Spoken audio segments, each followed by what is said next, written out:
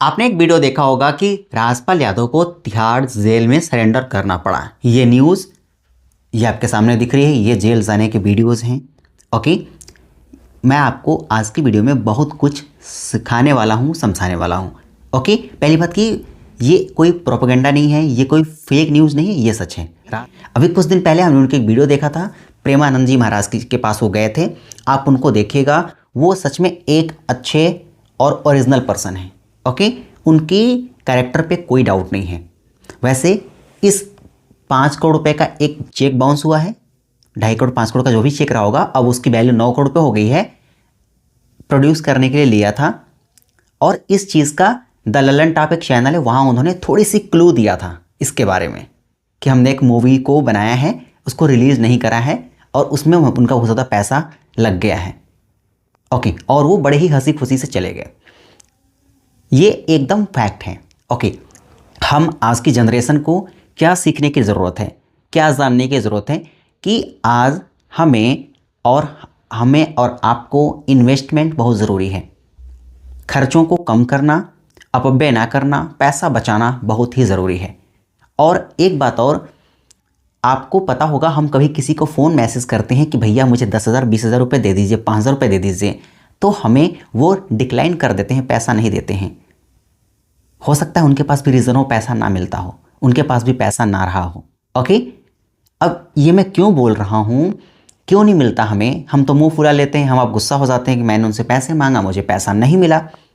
तो राजपाल यादव, और हमें लगता है कि हमारा अपना कोई नहीं है, हमें अपना कोई सपोर्ट नहीं करता है, क्योंकि हम गरीब हैं, क्योंकि हम मिडिल क्लास हैं, मेरे पास जॉब नहीं है, इसलिए लोग मेरी बात नहीं मानते हैं, मुझे एक बार में मेरा पैसा नहीं देते हैं, मुझे सपोर्ट नहीं दे रहे हैं।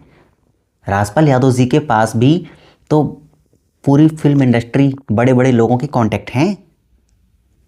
अमिताभ बच्चन, शाहरुख खान, सलमान खान, ऐसा कौन सा इंडस्ट्री का बंदा नहीं होगा जो इनके पास इनके नंबर, इनके कांटेक्ट लिस्ट में ना होगा। मे भी इन्होंने ट्राई तो मारा होगा हेल्प के लिए।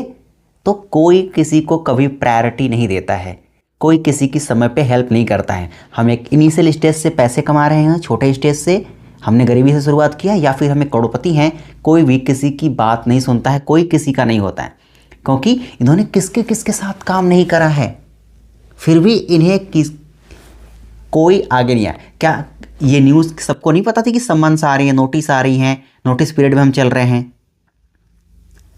इन्होंने क्या ट्राई नहीं किया होगा? किया होगा, लेकिन फिर भी कोई सपोर्ट नहीं करा, और फिर भी इन्होंने सरेंडर करा। आफ्टर दैट क्या हुआ कि ये सरेंडर करके जेल चले गए।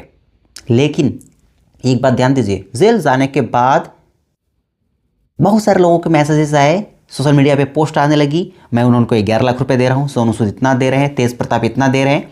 बहुत सारे लोग, पब्लिक बाद में आती है हमें सिंपैथी देने के लिए, क्योंकि उनको नेम फेम भी चाहिए होता है मेरे हिसाब से, वरना कोई पहले क्यों नहीं आ सकते थे? क्या इनके कॉन्टेक्ट लिस्ट में नहीं थे? तो वही अपनी कहानी होती भाई कि हम इनिशियल स्टेज पे हैं, या फिर हम एक करोड़पति हैं, कोई किसी को कभी प्रायोरिटी नहीं देता है, कोई किसी की नहीं सुनता है। इससे पहले, ये तो अब की न्यूज़ है, इसके पहले की न्यूज़, सनी देओल की मूवी आ रही थी, तो वहाँ पे 55 करोड़ रुपीज़ का एक लोन था बैंक ऑफ बड़ौदा का। वो उनकी मूवी अच्छी खासी चल गई, तो क्या हुआ, उन्होंने अपना लोन रीपे किया, अब तो उसकी न्यूज़ नहीं आ रही है। अब हमें सेम लगता है कि इन्होंने भी जो अपनी मूवी शूट करा है, वो भी अब रिलीज़ करेंगे, जिससे उनकी इनकम होगी, और इनकम होगी तो क्या होगा, इनका लोन वगैरह चुकता हो जाएगा। देखिए, और कोई प्रोपेगेंडा खेल सकता है, लेकिन राजनीति कर सकता है, लेकिन मैं इनके ऊपर नहीं मानता कि ये ऐसा करेंगे। हाँ, ये भी हो सकता है कि ये अपनी मूवीज़ को रीलॉन्च करने के लिए एक ऑडियंस का अटेंशन इनको मिला, और ऑडियंस अटेंशन मिला, अब उस मूवी को अगर रिलीज़ करेंगे तो अच्छी हो बुरी हर कोई देखने जाएगा। क्यों? क्योंकि थोड़ी बहुत सबको हेल्प करनी है इनकी।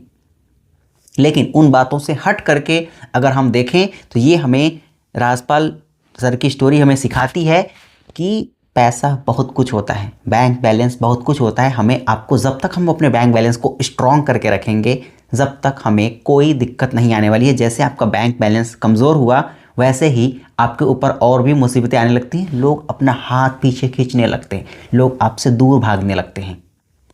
होता है ना कि आपके पॉकेट में 200 रुपये है, तो आप तरले जाते हैं कि जाऊँगा जो मर्जी खा के चलाऊँगा, लेकिन नहीं है तो ये होता है ना कि भाई मुझे भी खाने के लिए नहीं है और कोई और ना मिल जाए, वरना हमें भी मुंह छुपाना पड़ेगा भाई कि उसको कह दे खिलाने के लिए, मेरे पास नहीं रहेगा।